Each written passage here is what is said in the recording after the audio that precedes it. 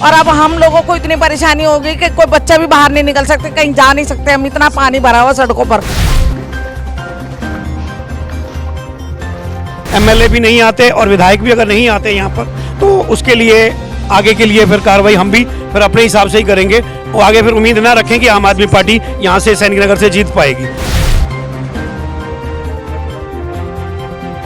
मेरा मानना है कि ये दोनों जो निगम पार्षद हैं और गुलाब जी वो कोई काम करने लायक नहीं रहे। ये कि जो सड़कें बनी थी वो आपकी विधायक से पहले बनी हुई है, आपकी सड़कें नहीं बनी हुई है। अगर कोई लेडी प्रेग्नेंट है तो क्या वो इन सड़कों से निकल पाएगी? के अंदर दिल्ली को ऐसा चमका के दिखा देंगे, आप लंदन से कंपेयर कर लेना उसको। कौवा काटे काले कौवे से डरियो, अरे झूठ बोले कौवा काटे। नमस्कार, आपके साथ मैं हूं ज्योति सिंह और आप देख रहे हैं हकीकत आप तक। इस वक्त हम लोग मौजूद हैं नवादा के सैनिक नगर के बी ब्लॉक में, जहां पर आप देख रहे हैं कि दिल्ली में हुई बरसात की वजह से सब कुछ पानी पानी हो गया। यहां तक कि सड़कों से लेकर गलियों तक, गलियों से लेकर बाजारों तक और लोगों के घरों तक में बरसात का पानी पहुंच गया। सरकार का कोई इंतजाम काम नहीं आया, मानो कि सरकारी सारे दावे बरसात के पानी में बहते हुए नजर आ रहे हैं। तो अभी बी ब्लॉक में यहाँ पर काफ़ी लोग मौजूद हैं जिनके घरों में पानी भर गया है, यहाँ पर कॉलोनियों में काफ़ी पानी भर गया है। तो हम यहाँ की समस्या को लेकर के इनसे बातचीत करेंगे और जानेंगे कि आखिर क्या ये समस्या इन्हें हर बार झेलनी पड़ती है। यहाँ की सड़कें बनी नहीं है, नालियाँ साफ नहीं होती है, सीवर ब्लॉक हो चुका है। क्या बताओगे आप इन सारी चीज़ों को लेकर के? आप यहाँ पर खुद रहते हो। मेरे को यहाँ पर रहते हुए 15 साल हो चुके हैं और 15 सालों के अंदर जो हालात सुधरे हैं वो खुद सुधरे हैं। लोगों ने ही मदद करके, लोगों ने ही आपसी देखते हुए इन चीज़ों को सुधारने की कोशिश करी है, लेकिन सरकार की तरफ से हमें कोई भी सहायता नहीं मिली है। पानी पहले भी इकट्ठा होता था, आज भी पानी इकट्ठा होता है। जितना भी सड़कें बनी है, सिर्फ अभी तक मेरे सामने एक बार सड़क बनी है, उसके अंदर भी इन्होंने घोटाला किया। उसके अंदर इन्होंने गड्ढे कर करके सड़क बनाई और फुट्टे नापे इन्होंने कि जहाँ पर गड्ढा गया था वो उतना गहरी इन्होंने सड़क बनाई है, लेकिन वाकई में इतनी गहरी सड़क नहीं बनी है। दूसरी बात यह है कि जो सड़कें बनी थी वो आपकी विधायक से पहले बनी हुई है, आपकी सड़कें नहीं बनी हुई है। अगर कोई लेडी प्रेग्नेंट है तो क्या वो इन सड़कों से निकल पाएगी? क्या उसको, अगर उसका सिजेरियन ऑपरेशन हुआ है तो क्या वो यहाँ पर आ पाएगी? इसकी कौन जिम्मेदारी लेगा? मैं पूछता हूँ रमेश पटियाला जी से, अगर मैंने कल उनको 10 फोन किए, मेरे को उनकी तरफ से सिर्फ ये आश्वासन मिला है कि I will try my best. तो मैं इनसे पूछना चाहता हूँ इनका बेस्ट क्या है? इनका बेस्ट ये है जहाँ पर हम खड़े हुए हैं। ये दिल्ली एक पिछड़ी हुई शताब्दी में जाती जा रही है। तो अगर इनको सैनिक नगर से अगर वोट चाहिए तो इनको काम करके दिखाना होगा, नहीं तो जो काम करके दिखाएगा हम उसको वोट देंगे। हम किसी के साथ ऐसे समर्थक नहीं, ना हम अंधभक्त हैं किसी के। मैं भी यही कहूँगी, हम लोग तो कल जाते जाते किसी के घर जाना था रिलेटिव के, वापस आए पूरा पानी भरा पड़ा था रोड के ऊपर। और ये देखो कैसे हालात हैं। आप कितने साल हो गए रोड टूटे हुए को, मगर ये लोग ना तो रोड ठीक करवाते हैं, ना कोई आता है, ना कोई काम होता है यहाँ पे। और हर बारिश में यही हाल होता है, बस हर बारिश में ऐसा ही होता है। मैं यहाँ पे रहती हूँ बी ब्लॉक में, B79। क्या नाम है आपका? सुषमा शर्मा। एनजीओ भी चलाती हूँ और इन सब के लिए काम भी करती हूँ। लेकिन मैंने देखा जब इलेक्शन थे तो रमेश पटियाला जी गुलाब जी के लिए कह रहे थे कि जब ये भी हैं और आप पार्टी हो जाएगी दोनों तो हम दोनों मिलकर काम करेंगे। लेकिन आज ऐसा कुछ भी नहीं हमें दिखाई दे रहा है। यहाँ पानी भरा हुआ है और हर बार थोड़ी सी बरसात से पानी भर जाता है और लोग परेशान होते हैं। काम पे भी जाने के लिए छुट्टी करनी पड़ती है। सड़क नहीं बनी जब से ये एमएलए बने हैं, जब से ये निगम पार्षद बने हैं, कोई काम नहीं हुआ। कुछ काम नहीं करते, कहीं पब्लिक के बीच में कहीं आए नहीं, कोई अवेयरनेस नहीं है कि डेंगू फैल जाएगा या मलेरिया फैल जाएगा, उसकी भी कोई अवेयरनेस नहीं है। मेरा मानना है कि ये दोनों जो निगम पार्षद हैं और गुलाब जी हैं वो कोई काम करने लायक नहीं रहे और कोई और पार्टी आनी चाहिए। हमें वोट के समय सोचना पड़ेगा। लेकिन अभी फ़िलहाल जो पानी का मुद्दा है तो पानी अपने आप ही जा रहा है, लेकिन पानी निकासी के लिए कोई उन्होंने व्यवस्था नहीं की है। हमारी समस्या यही है कि जब वोट डाले थे और पब्लिक के सामने आए थे तो सब वादे किए थे उन्होंने, और अब सारे वादे भूल गए। ना तो फ़ोन उठाते हैं और ना ही किसी से बात करते हैं, और किसी की समस्या हल लेके जाते भी है तो भी वो एक दूसरे के ऊपर टाल देते हैं। और अब हम लोगों को इतनी परेशानी होगी कि कोई बच्चा भी बाहर नहीं निकल सकते, कहीं जा नहीं सकते, हम इतना पानी भरा हुआ सड़कों पर। और पूरी सड़कें हमारी उबड़ खाबड़ पड़ी हुई हैं। आज तक कोई सुनवाई नहीं हुई और ना ही वो सुनते हैं किसी की। हम कल 8 बजे से सुबह से लगे हुए हैं यहाँ पे पानी निकालने में, लेकिन कोई भी अभी तक हमें मदद नहीं मिली है। एक दिन पूरा बीत चुका है, हमें सारा फर्नीचर अपना ऊपर शिफ्ट करना पड़ा है। अब हमारा तो चलो ऊपर घर है तो हम कर सकते हैं, जिसका नहीं है वो कहाँ जाएगा?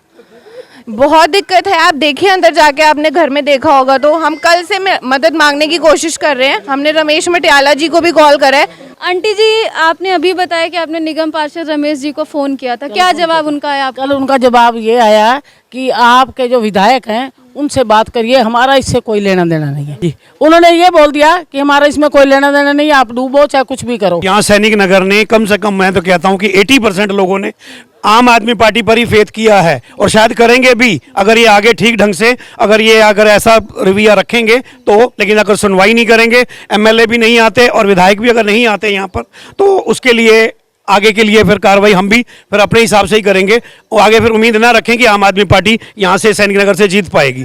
लेकिन बहुत कुछ दिया उन्होंने, लाइट पानी की सुविधा उन्होंने कराई, सीवर की कराई, जो कराई हम उसके लिए भी कहेंगे, जो नहीं कराई हम उसके लिए भी कहेंगे कि जो एक एट प्रेजेंट जो परेशानी आ रही है उसके ऊपर कोई नहीं आया। आप जरूर आ गए हमारी शिकायत सुनने के लिए, लेकिन उनके यहाँ से कोई देखने तक भी नहीं आया कि सैनिक नगर वासी कैसे वहाँ पर गुजारा कर रहे हैं और कैसे अपने बच्चों के साथ वहाँ कैसे कैसे मैनेज कर रहे हैं, वहाँ कोई नहीं पूछ रहा। एक हमने अगर कबूतर के लिए पानी अगर छत पे रखा है तो उसके लिए भी एमसीडी हमारा चालान करके जाती है, उसके लिए तुरंत एक्शन हो जाएगा। अगर पार्किंग में गाड़ी नहीं खड़ी, कहीं और नो एंट्री की जगह पे खड़ी है तो तुरंत एक्शन, तुरंत चालान कर जाएंगे। बाकी कहीं वो नहीं होगी कि हमारी गवर्नमेंट की तरफ से जो सुविधाएं देनी चाहिए वो पब्लिक को सुविधाएं देनी चाहिए, वो नहीं मिलती। सारी समस्याओं को लेकर के आपको क्या महसूस होता है यहाँ पे? महसूस यही होता है जी, जब ये वोट लेने के लिए आते हैं तो ऐसे कहते हैं कि आप समझ लो आपका बेटा आ रहा है, और जब उसके बाद वोट मिल जाता है, सब कुछ मिल जाता है, तो ये कहते हैं कि भाई अपना मेरे पास अभी टाइम नहीं है। इन्होंने बेसिकली जो अपना जो जहाँ पर रेजिडेंस है, जहाँ पर ये रहते हैं, सिर्फ उस एरिया के अंदर अगर आप देख लो तो वहाँ पर आपको सारी फैसिलिटीज़ मिलेंगी। वहाँ पे आपको कूड़ा उठाने वाली गाड़ी मिलेगी, वहाँ पे आपको पानी की निकासी का सारा काम मिलेगा, वहाँ पर आपको हर एक चीज़ मिलेगी, हर एक सुख सुविधा मिलेगी। यहाँ पर अगर किसी का पानी भर जाता है या कोई सारी चीज़ें छोड़ दो, अगर जैसे इनका रेनी सीजन आना है यहाँ पे, इनको पता है हर बार पानी का भराव होना है यहाँ पर, हर जगह यहाँ पर। अब थोड़ी देर पहले ये आए हैं लाइट काटने के लिए। अब आप एक बात बताइए, आज छुट्टी का दिन है, सबने अपना काम करना है, कुछ करना है, अगर अभी लाइट कट जाएगी, बच्चे किसी ने अभी तक कोई नाश्ता नहीं किया, किसी ने कुछ नहीं किया, अभी लाइट काटेंगे यहाँ पे, पूरा दिन रहेगा। अब वैसे ही 12-1 बज रहा है, 12-1 बजे के बाद उसके बाद शाम हो जाएगी, शाम में लेडीज ने रोटी बनानी। क्योंकि यहाँ की समस्या सबसे पहले पानी हटवाना चाहिए, ना कि लाइट कटवानी चाहिए। बिल्कुल, सबसे पहली ये समस्या है पानी हटे, क्योंकि पानी हटेगा अब ये लाइट काटेंगे या कुछ चीज होगी, बच्चे बाहर निकलेंगे, बच्चे नहीं समझते। मेरा नाम सचिन है। सचिन जी, बरसात की वजह से क्या दिक्कत आ रही है, जल भराव की वजह से? देखिए, जल अगर आप पूरे उत्तम नगर की बात करें तो उत्तम नगर में सब जगह यही हाल है। उत्तम नगर के चाहे विधायक हो, चाहे काउंसलर हो या कोई भी हो, वो बिल्कुल भी इस तरफ ध्यान नहीं देते कि वहाँ पे क्या डेवलपमेंट हो रही है। इस एरिया को पूरी दिल्ली में सबसे पिछड़ा हुआ मान के छोड़ा जाता है। ये हर साल की हालत है, ना केवल आज की हालत है।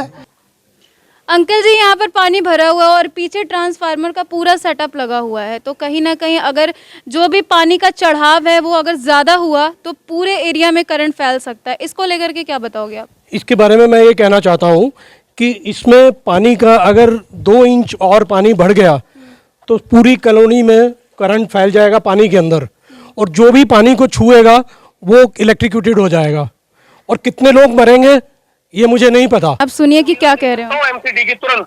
हाँ जी। बट आज संडे है, लेकिन फिर भी मैं आपको कभी भी एमसीडी की सुविधा तुरंत दे सकता हूँ सर, वो डायरेक्टली हमारे अंडर में आते हैं। सर सुनिए तो सही। हाँ जी, हाँ जी। वो डायरेक्टली हमारे अंडर में आते हैं। अच्छा जी। हाँ जी। तो लेकिन ये जो डिपार्टमेंट है ये इनडायरेक्टली आते हैं, क्योंकि एक्चुअल में क्या होता है आप समझिए कि जो जैसे विधायक साहब है उनका एक ग्रुप है।